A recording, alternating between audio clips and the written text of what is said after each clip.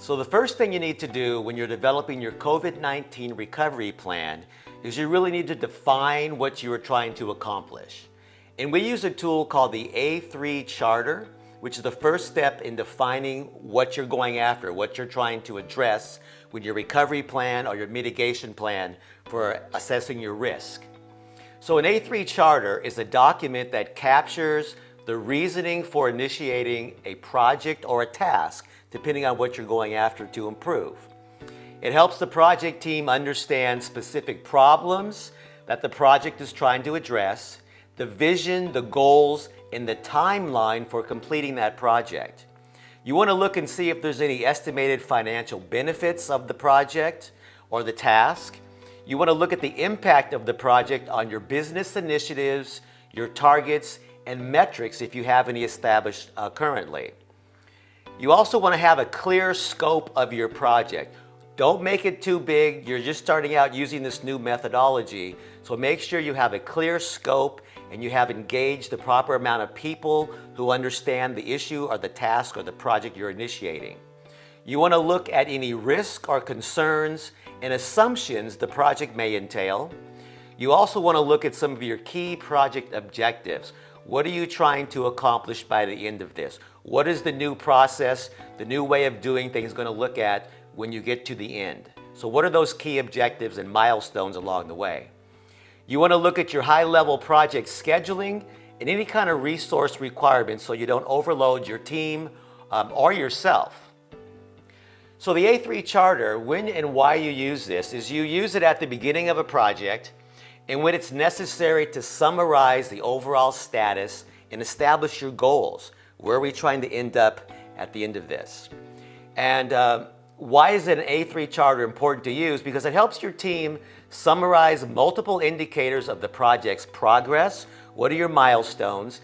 It allows the team and stakeholders to quickly analyze where the project improvements are necessary, so you stay focused and don't get scope creep as you move along through your projects. And it keeps the team focused on what is important and what are the deliverables. Some of the tips that you want to make sure you understand are the A3 Charter tool is particularly useful when you're clarifying how the project supports the big picture, how to keep everyone in the loop of the project's progress, and also what information or involvement is needed from your key stakeholders. And we'll talk about stakeholders in our next module. So this slide here gives you an idea of what the A3 Charter template is. If you've never seen one of these, don't worry. I'm going to walk you through this as you are using these video segments to walk through the methodology. We're going to show you how these link together and how you move through each one of these boxes to keep you on track, to keep your team informed, to keep your communications in sync, and that you're focusing on the end result. So when we kick off a lean project, this is the template that we use. It's called an A3 Charter. You identify your pain points in number 1. I'm going to walk you through this in a second, so don't worry. You identify your pain points in section number 1, your goals. You look at your current state, any kind of metrics that you might have you want to put in there.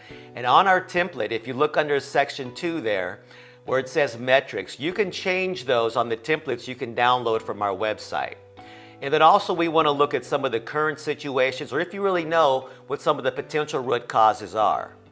Now in this module, your exercise is going to be to complete sections 1, 2, and 3.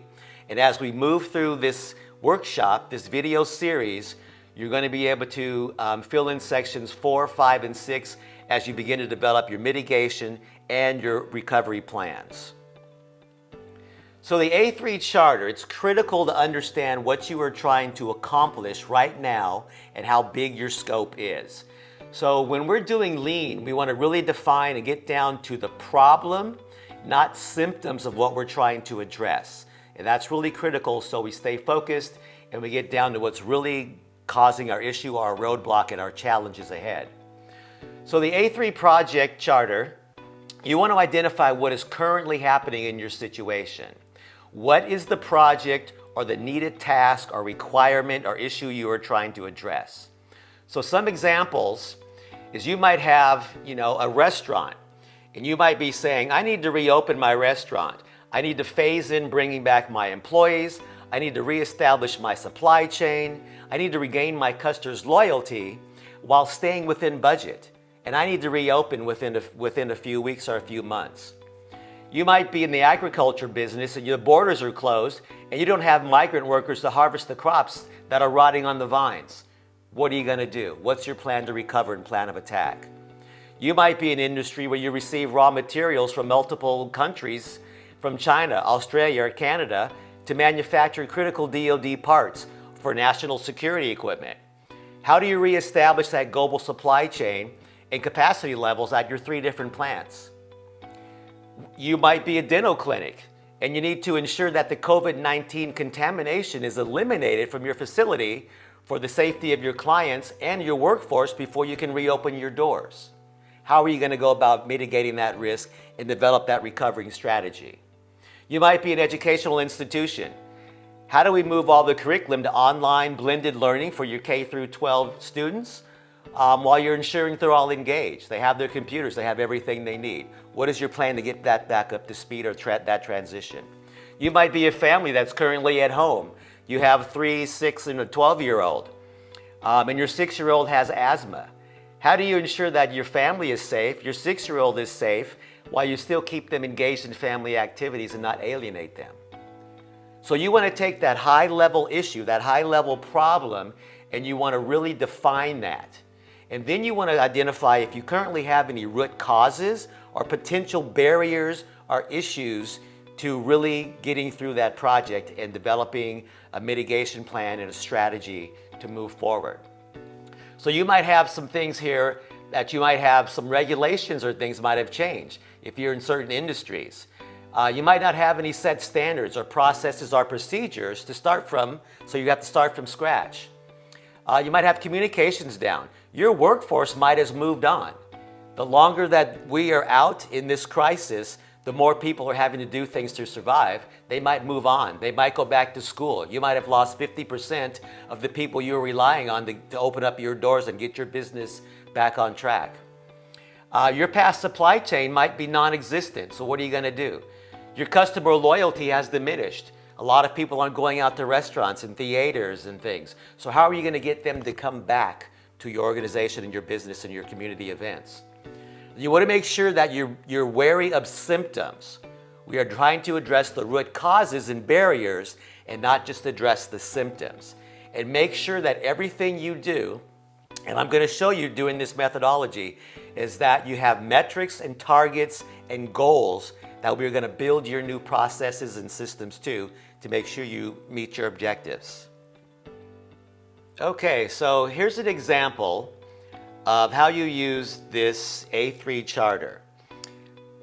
What I want you to do is make sure you go to our website, sixsigmatv.net, and you download this template. We have a PDF and we also have a Word doc. You can pretty much change all of the metrics and even the titles if you want to. It's a standard doc that we use, but you can make it and customize it any way you want to. So what I'm going to do is take you through the rest of these modules with this scenario of Joe and his steakhouse and the problems and issues that are impacting him during the COVID-19 crisis.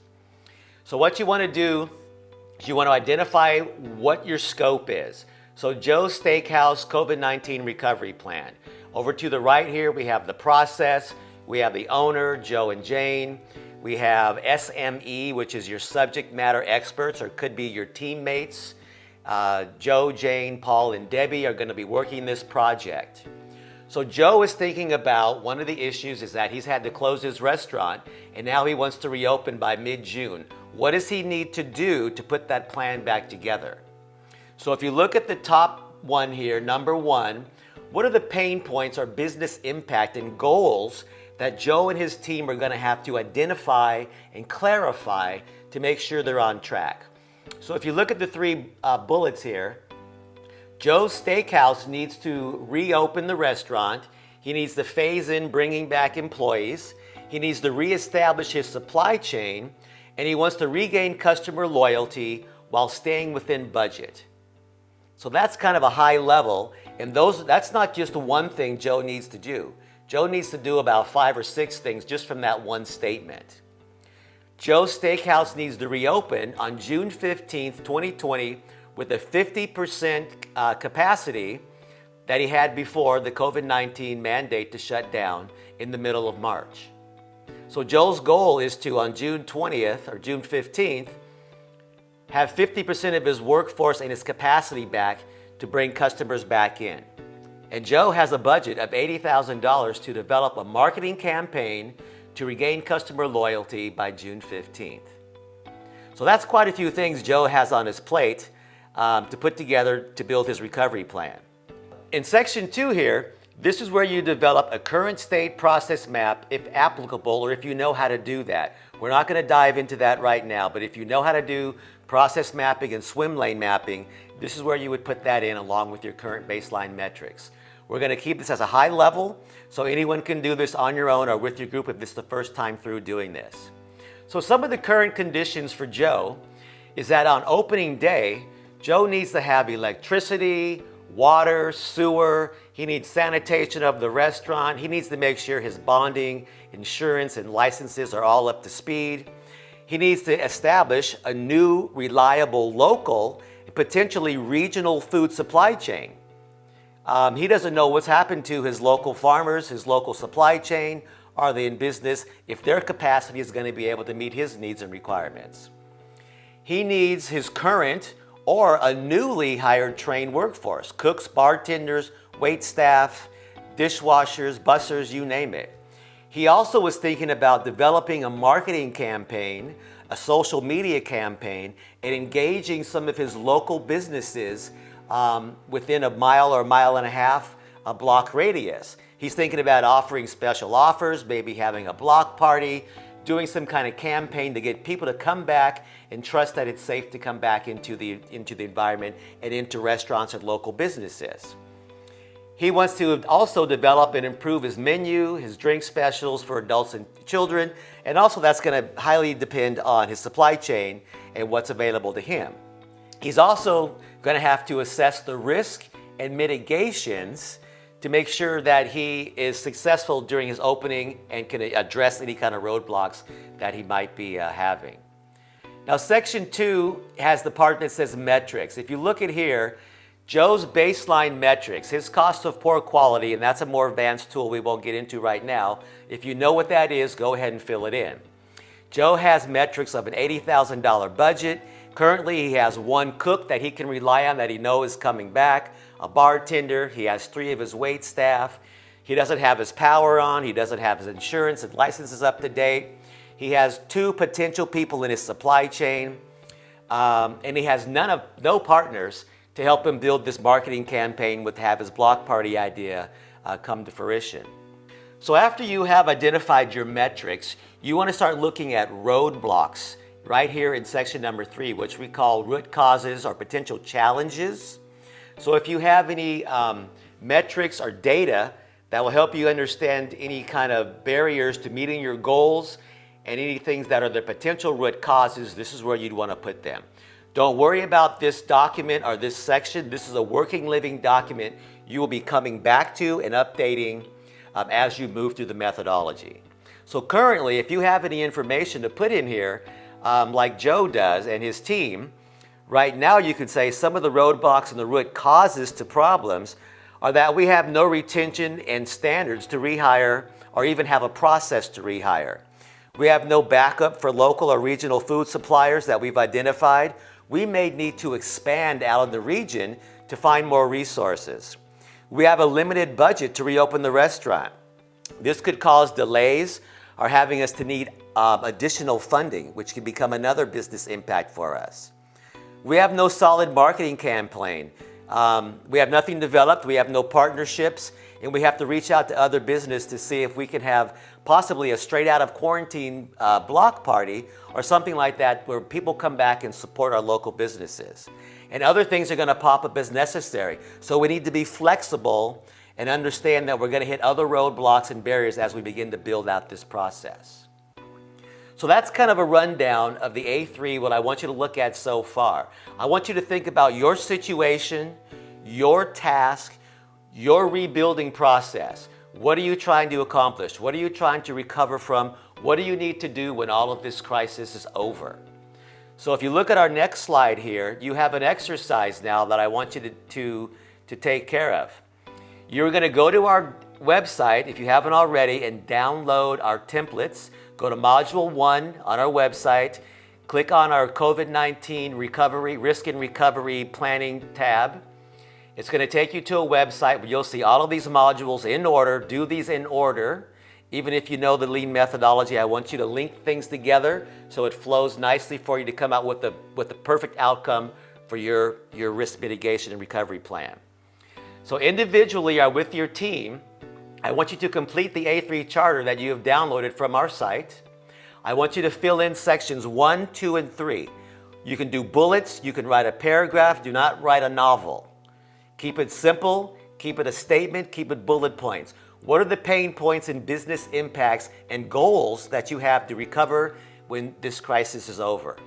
What are your current conditions? Have you lost all of your revenue? Are you barely hanging on? What are you trying to do? Are you trying to re-engineer and start from scratch? Or are you just trying to stop the bleeding and rebuild currently what you have? On number 3, on the root causes, in there I want you to put in any kind of assumptions, or challenges or observations that you have that could be impeding you to meet that goal and your outcomes when all this is over. Only do sections 1, 2, and 3. And then as we move to this methodology and you start moving through the other tools and develop your recovery plan, you will begin to use sections 4, 5, and 6. Remember, this is a living document, so refer to it often and ensure your team stays on track. We'll be back shortly with Module 2 to keep you moving through this methodology.